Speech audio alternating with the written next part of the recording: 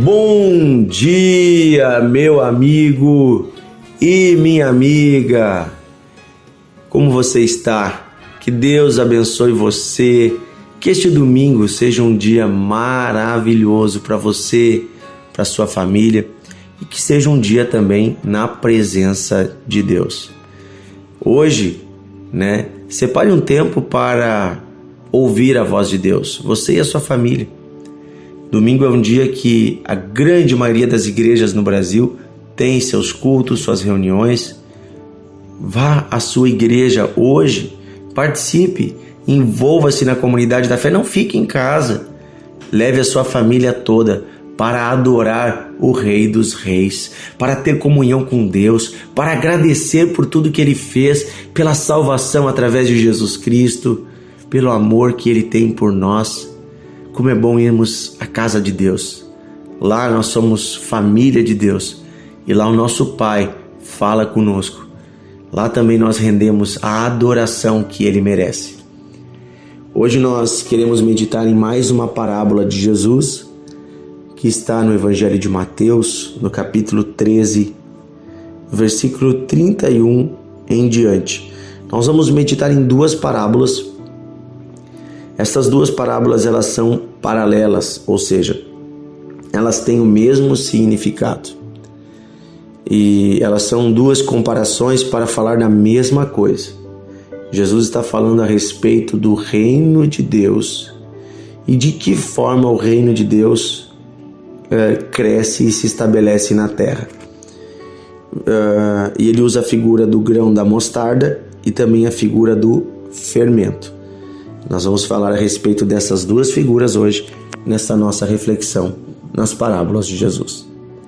Diz assim: outra parábola Jesus lhes propôs, dizendo: o reino dos céus é semelhante a um grão de mostarda, que um homem tomou e plantou no seu campo, o qual é, na verdade, a menor de todas as sementes, e crescida se torna a maior de todas as hortaliças, e se faz uma árvore, de modo que as aves dos céus vêm aninhar-se nos seus ramos.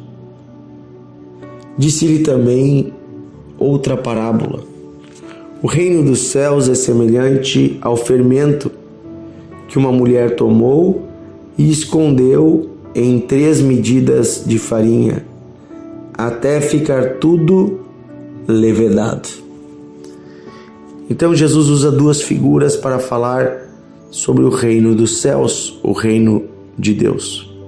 A primeira figura é um grão de mostarda. Se você já viu o grão da mostarda, ele é bem pequenininho, é mais ou menos 1/3 ou 1/4 de um grão de arroz. Ele é bem menor que um grão de arroz. Cabe assim no buraquinho da sua unha. Porém, quando ele é colocado na terra, ele cresce e forma uma hortaliça. E essa hortaliça, se você deixar ela crescer, ela se torna uma árvore, uma mostardeira. Veja, é um grãozinho tão pequeno, mas que vai crescer e formar uma árvore. E até os pássaros vão fazer ninhos nela. Uma coisa pequena, mas que vai crescendo, crescendo, crescendo, crescendo, até que se torna algo bem grande. Jesus também fala do fermento. Um pouquinho de fermento pode levedar uma massa toda. Quem já fez essa experiência com fermento biológico, você pode pegar um pouquinho na sua mão, um pouquinho assim entre seus dedos, e colocar em 1 quilo de farinha com água. Se você deixar o tempo passar, você vai ver que a farinha toda vai fermentar. É disso que Jesus está falando, de algo muito pequeno, mas que tem um resultado muito grande. Algo que começa muito pequeno, mas que se espalha. No caso da semente de mostarda, dentro dela tem, dentro de toda a semente tem um DNA, que dá origem a uma planta. Então, dentro da semente de mostarda, por menor que ela seja, tem o DNA de um mostardeiro, que é uma árvore. E ela então começa a crescer, vem o broto, né, vai crescendo, vai rompendo aquela semente, cria um pequeno raminho, depois ela vai crescendo, né, vai criando galhos, até que ela forma essa árvore, que é um mostardeiro. Da mesma forma, o fermento, no caso, é uma bactéria. E ela se propaga quando ela se alimenta do açúcar que tem na farinha. Toda farinha ela tem, né, na sua cadeia, quando ela é quebrada, ela vira açúcar. E o fermento, esse levedo, essa levedura, né, ela se propaga, ela se multiplica.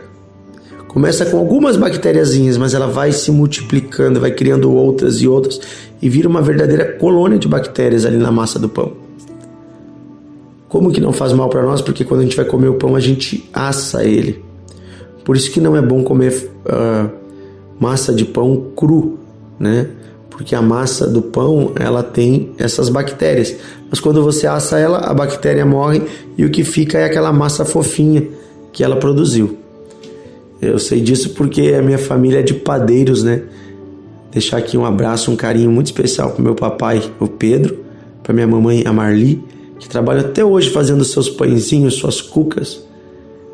Sei que muitos amigos da família nos ouvem aqui e sabem da trajetória deles, da luta e da dedicação deles a vida toda servindo a Deus e fabricando seus pãezinhos para sustentar a família, para sustentar também a sua obra, o seu trabalho na obra de Deus. Que bonito isso. Então, ali em casa eu aprendi, né, que um pouquinho de fermento serve.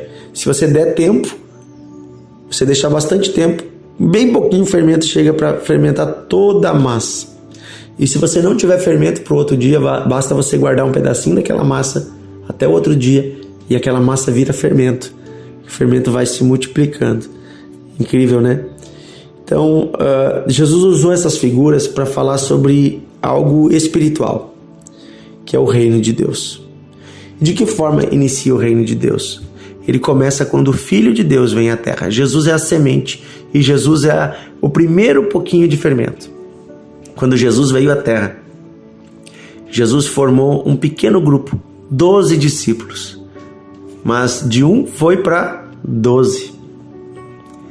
Depois você vai ver que em Atos, quando a igreja recebe o Espírito Santo, já eram 120. Aqueles 12 já multiplicaram para 120. Quando eles recebem o Espírito Santo e eles pregam, já se tornam alguns milhares. E aí você vai ver através da pregação dos apóstolos, do apóstolo Paulo que vem depois, a igreja se multiplicando em dezenas, em centenas de igrejas, cada uma com seus milhares, e a igreja já vai para suas centenas de milhares. Quando termina ali o livro de Atos, né, nós podemos calcular que mais ou menos a igreja de Jesus já tinha mais de 100 mil seguidores.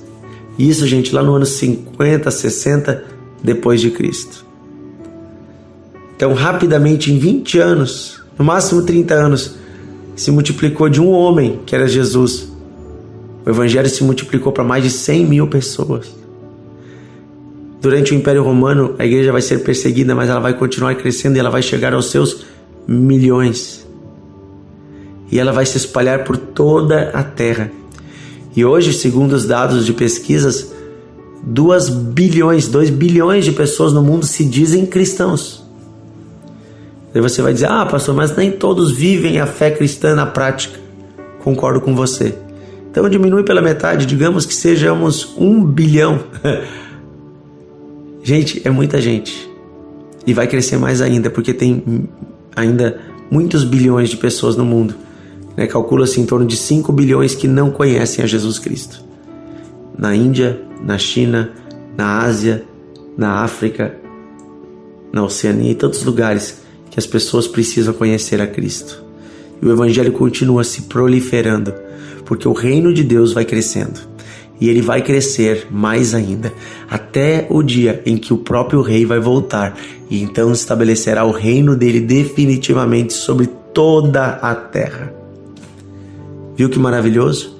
O reino de Deus cresce, o reino de Deus se multiplica. Multiplicação faz parte dos objetivos de Deus para a nossa vida. Você e eu fomos feitos para multiplicar. Tem gente que usa esse jargão para falar de dinheiro. Você vai multiplicar, você vai ficar rico. Gente, está falando de multiplicar vidas salvas. Multiplicar, né, o amor de Deus. Salvar a sua família, salvar os seus vizinhos, salvar os seus colegas de trabalho, porque daí o reino de Deus vai crescendo. Deus vai reinando sobre mais vidas. O reino, a paz, a vida de Deus vai se estabelecendo. Você é o fermento que Deus colocou em algumas medidas de farinha.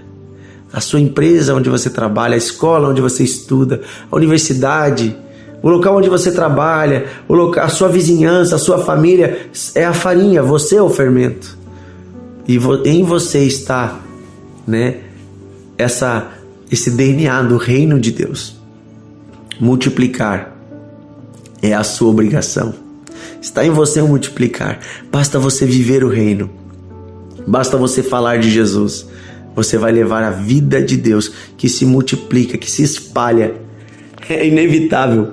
Gente, a fé cristã, ela é inevitavelmente algo que cresce, que se espalha, que se multiplica, porque nessa parábola Jesus já deixou claro, vai crescer, vai multiplicar, vai crescer muito mais ainda, porque existe a obra sobrenatural do Espírito Santo, convencendo os homens, estabelecendo a justiça, estabelecendo o reino.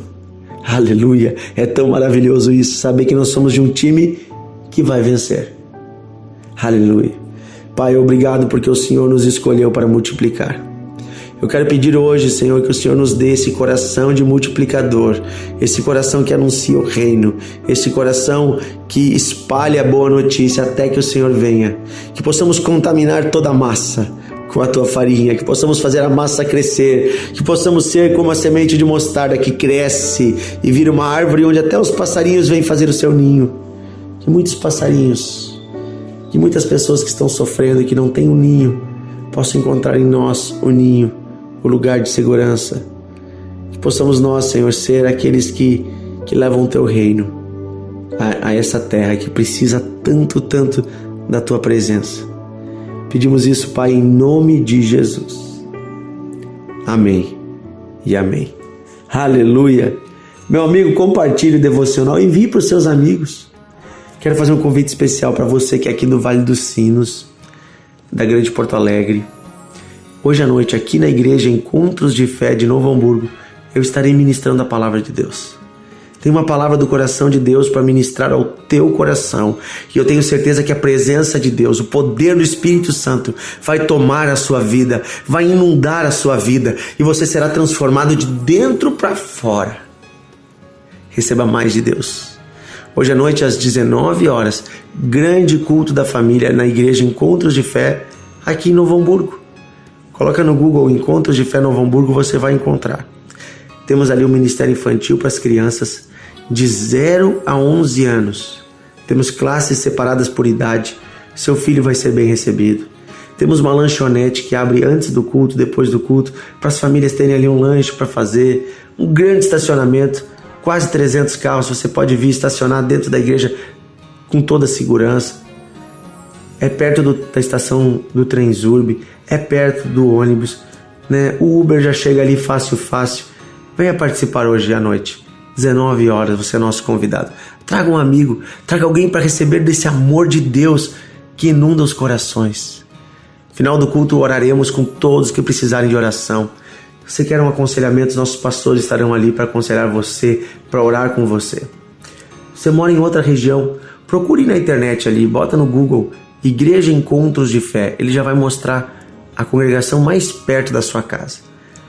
Não tem encontros de fé perto da sua casa? Procure uma outra igreja, vá à igreja, não fique em casa. Que Deus abençoe você. Um grande abraço e até amanhã com a bênção e a graça de Deus.